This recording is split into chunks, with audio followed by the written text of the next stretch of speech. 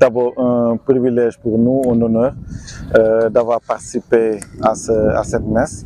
Nous remercions le Seigneur de nous avoir conduits jusqu'ici, aujourd'hui, pour célébrer sa maman, notre maman, la très sainte Vierge Marie.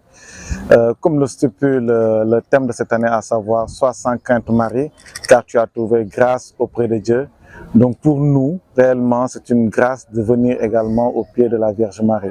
Nous comptons sur ce pèlerinage pour nous abreuver à sa source, pour nous abreuver à son chevet, afin qu'elle puisse nous faire marcher sur les pas même de son Fils Jésus.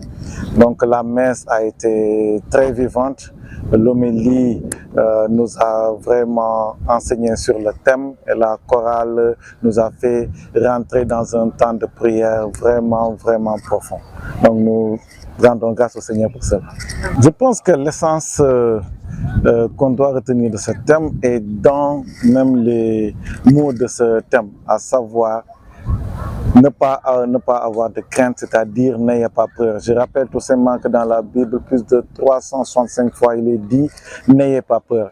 Donc comme Marie n'a pas eu peur dans son adolescence de dire oui au Seigneur, nous aussi, en tant que jeunes, en tant que pèlerins, nous ne devons pas avoir peur de dire oui au Seigneur par rapport aux différents défis de notre temps. Certes, ce n'est pas facile, il y a beaucoup de difficultés économiques, il y a les guerres, il y a les maladies qu'on entend tous les jours, mais ça ne doit pas être une raison pour nous de baisser les bras. Nous devons tout simplement regarder au Seigneur et tenir les bras de Maman Marie, elle va nous conduire en zone sûre. Nous en sommes confiants. Comment vis-tu le pèlerinage? Bon, nous vivons ce pèlerinage comme un moment réellement de cœur à cœur avec le Seigneur. Je suis venu en famille parce que la famille est la base de la communauté, notre église qui est notre grande famille. Donc nous essayons de vivre ça dans la famille. Nous avons rencontré également ici des frères, des sœurs et nous essayons de vivre ça en communauté.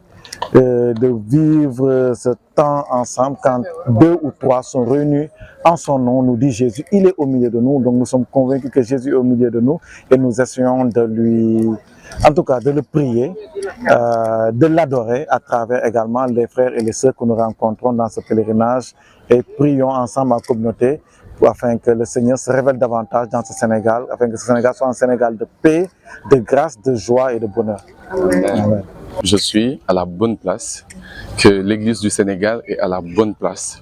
Nous sommes en réalité au Cénacle, nous sommes à la chambre haute, parce qu'à la chambre haute, il y a la présence d'une personne qui, au moment de l'incarnation, va ouvrir son cœur, va ouvrir sa vie pleinement à l'action du Saint-Esprit, jusqu'à dessiner le visage de Dieu. C'est la bienheureuse Marie. Alors, vous savez, Saint Augustin dit que Marie est l'échelle céleste par laquelle Dieu est venu sur terre. Et la vie chrétienne consiste à imiter le Christ.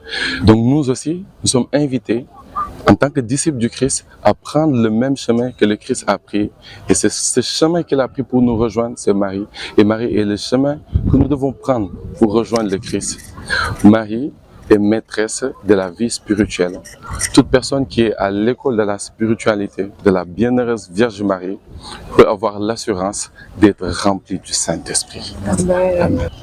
Je vais citer une citation de Saint Louis-Marie Grignon de Montfort qui dit que la vraie dévotion à Marie consiste à tout faire avec Marie, par Marie, par Marie, pour Marie. Marie, pour moi, comme je le disais tout à l'heure, elle est la maîtresse de ma vie spirituelle. C'est celle qui me conduit au Christ. Et j'ai l'habitude de dire, voilà, toutes ces personnes qui s'intéressent à propos de la dévotion mariale, de la spiritualité mariale, j'ai l'habitude de dire, n'ayez pas peur de vous rapprocher de Marie, parce que c'est celle qui est totalement tournée vers le Christ. À chaque fois qu'une âme s'approche de la Vierge Marie, son rôle, c'est de présenter cette âme à Jésus-Christ de Nazareth. Et donc, vraiment, je veux dire, Marie est au cœur de ma vie spirituelle. Voilà, je me suis inscrit à son école. Et d'ailleurs, tout est providentiel. Je suis né le 1er janvier, Marie, Mère de Dieu. Et demain, nous fêtons Marie, Mère de l'Église. Il faudrait dire même que l'Église du Sénégal est prophétique. Parce que le pèlerinage a précédé cette fête de Marie, mère de l'Église. Et voilà, l'Église, dans sa grande sagesse, le Saint-Esprit a voulu que notre pèlerinage consiste à la fête de Marie, mère de l'Église. Et j'ai rencontré Jésus-Christ le 7 octobre, Notre-Dame du Saint-Rosaire. Elle est au cœur de ma vie. C'est ça. À propos de la Vierge Marie, alors je pense que le témoignage que je voudrais donner, c'est que à chaque fois que j'ai l'impression d'être dans le désert, dans ma vie spirituelle, dans ma relation avec le Christ, il suffit que je reprenne la prière du chapelet d'une manière régulière avec la méditation du rosaire. Et là, je me sens davantage connecté au Christ. Donc, moi, je pense que au-delà de son intercession, de tout ce que je peux recevoir comme bienfait, pour moi, le plus grand bienfait, c'est d'être constamment connecté à Jésus. Et à chaque fois que je l'invoque pour cela, disons que c'est comme si le ciel s'ouvrait pour que je sois connecté au Christ. Voilà.